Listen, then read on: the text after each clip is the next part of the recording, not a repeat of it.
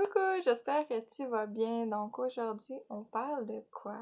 On parle de comment éviter de se comparer aux autres et donc réduire l'envie de se comparer aux autres aussi. Donc, on voit de plus en plus dans la société, on tend à vouloir être pareil, on tend à vouloir être d'une certaine façon, sinon on est mal vu, c'est pas bien, c'est... Il y a tout cet aspect-là dans la vie où que malheureusement, la société fonctionne comme ça de nos jours.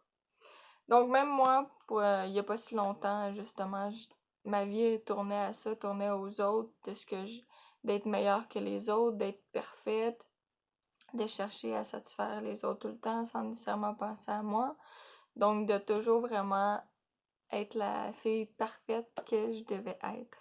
Dans peu importe quelle sorte d'aspect de ma vie, mon couple, ma famille, mes amis, mon travail, mon développement personnel, vraiment tout. Donc, je sais qu'est-ce que c'est. Mais l'important, c'est vraiment de prendre conscience et pour tranquillement changer ça. Donc, première étape, qu'est-ce que c'est? Bien sûr, c'est de déterminer comment on se perçoit, comment on se voit. C'est quoi les pensées qu'on a associées à nous-mêmes? Est-ce qu'on est souvent plus à se dire oh, on n'est pas bonne, on est donc ben nul aussi, ou on est plus comme oh, j'ai réussi quelque chose aujourd'hui, je suis fière de moi, ou oh, c'est un bel accomplissement, ou peu importe quoi. De voir comment tu te perçois, comment tu te vois, c'est quoi les pensées associées à toi lorsque dans une vie de tous les jours, c'est quoi ça. Donc ça serait la première étape. Donc la deuxième, ça serait bien sûr d'apprendre à identifier ses forces, ses succès aussi, parce que des fois on oublie de voir les succès qu'on a eus et les qualités qu'on a. Donc ça aussi, c'est quelque chose qu'on oublie souvent de voir. On tend à plus voir les qualités, les forces, les succès des autres que de nous-mêmes. On oublie tout ce qu'on a fait, on oublie les réalisations qu'on a eues, les qualités qu'on a, tout ce qu'on a. Parfois, on l'oublie, on préfère voir ce que les autres ont et la façon comment qu'ils vivent. Donc, de pouvoir prendre un papier, prendre le temps, prendre un papier pour justement apposer nos forces, apposer nos qualités. Puis aussi, si tu veux, tout ce que tu aimes aussi de toi, ça pourrait rentrer dans tes qualités. Donc, il y a aussi le troisième aspect qui était les succès. Donc, ce qu'on a réalisé dans la vie, peu importe que ce soit des tout petites, que ce soit des moyens accomplissements, que ce soit des gros accomplissements, c'est pas ça le plus important, c'est juste de pouvoir voir que justement on a eu plus de succès qu'on a pensé, on a plus de choses qu'on a eu dans notre vie qu'on pourrait penser, ce qui pourrait nous empêcher d'aller voir nécessairement de l'autre côté. C'est l'autre côté de la pelouse, comme on dit tout le temps, l'autre côté n'est pas toujours vert, en tout cas. Je sais pas si vous avez cette expression-là, mais si oui. En tout cas. Donc, pour les qualités, pour les forces, je demanderais...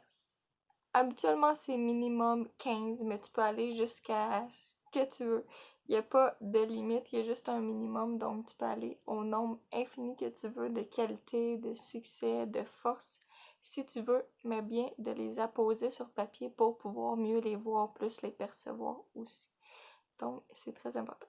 Donc, la numéro 3, ça serait de, bien sûr, découvrir c'est quoi nos besoins, c'est quoi nos envies, qu'est-ce qu'on cherche réellement et pas à se demander, à se dire que cette personne-là, elle a ça, fait que moi aussi, il faut. C'est pas nécessairement ça qu'on veut parce que des fois, on se rend compte qu'au final, on a envie de quelqu'un, mais on la veut pas. C'est pas quelque chose qu'on aimerait nécessairement avoir. Exemple, pour certaines personnes, avoir un emploi de dirigeant, de cadre, c'est super. Puis quand tu vois ça, tu te dis ah, moi aussi je veux ça. Mais au final, est-ce que tu le veux vraiment? Moi, personnellement, j'enviais des fois et personnellement, je le regarde, je voudrais pas ça. C'est pas quelque chose que je voudrais, mais pourtant, on envie les personnes pour ça quand même. Donc, ça peut être n'importe quoi d'autre. C'est juste un petit exemple que j'ai donné. Donc, de découvrir tes besoins aussi, ce qui te fait vraiment rêver, ce que tu veux vraiment. Ça va t'aider aussi d'arrêter de voir les autres et de voir qu'est-ce que tu veux pour chercher à les accomplir, justement, qui est la 4e étape. Donc, agir au lieu de, justement, agir avec ses besoins, ses envies-là, au lieu de se comparer aux autres et de regarder et de vouloir ce que les autres veulent, au lieu de vouloir ce que nous, on veut réellement au fond de nous. Parce qu'on a tendance à oublier, justement, ces besoins-là. On a tendance à les oublier ou on les sait pas du tout, même pour certaines personnes. Moi, personnellement, avant que mon coach me demande de faire les exercices, il y en a qui sont inconscientes, mais consciemment, j'en avais aucune idée. Aucune. Je savais pas, bon, je savais de quoi il parlait, mais tu sais, c'était juste pour dire. Donc, la 4e, d'agir en accord avec nos besoins, de si on veut quelque chose, de faire des étapes pour y arriver et non faire des étapes pour quelque chose que finalement on veut pas. Donc, c'est ça, prendre l'action au lieu d'idolâtrer, bon, on va finir par le dire, d'idolâtrer les autres et toute leur vie qui ont de plus se centrer sur soi, sur ce qu'on a eu, sur ce qu'on veut avoir, vraiment les 4 étapes pour arrêter ou réduire. Au début, ça peut être un peu difficile, mais de réduire au moins l'envie de vouloir avoir ce que les autres ont, de se comparer aux autres toujours. Aussi, ces 4 petites étapes-là vont t'aider. Donc, t'es vraiment une femme qui est pleine de ressources, pleine de potentiel. C'est juste que parfois, tu l'oublies et tu le caches derrière justement ces peurs ou ton manque d'estime de soi qui va faire en sorte que tu te considères pas autant qu'il le faudrait. Donc, oublie pas à quel point tu es pleine de potentiel, même si tu l'oublies très souvent.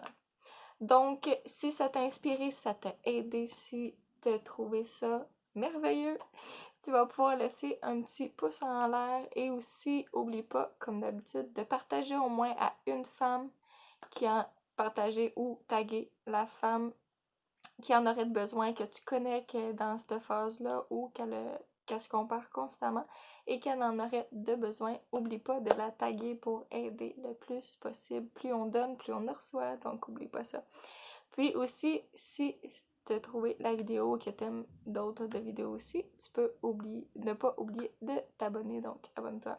Je vais te laisser avec ça. Passe une excellente journée. À la prochaine.